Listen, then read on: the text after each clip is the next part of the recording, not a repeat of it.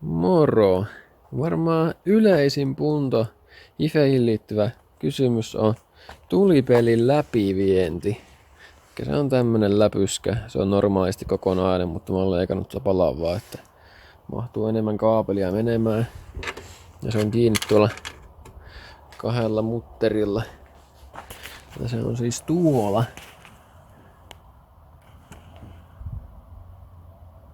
Mulla on tästä se äänieriste revitty pois tuosta noin, niin ton näkee paljon paremmin. Eli tämä tulee tänne vaan.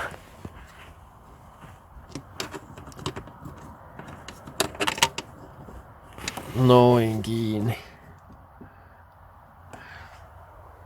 Tällä mutterilla ruuvataan ja mä tiivistän tuon vaan multibondilla sitten vielä.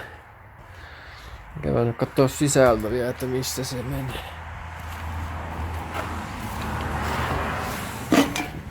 Mikä se on siis täällä apukuskin jalkatilassa.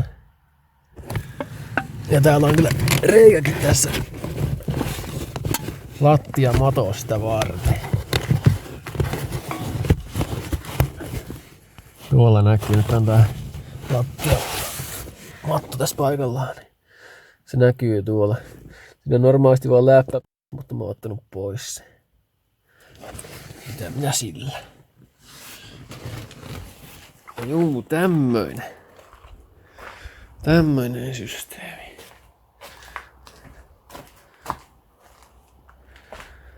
Juu, eipä muuta tällä kertaa. Sieltä se löytyy.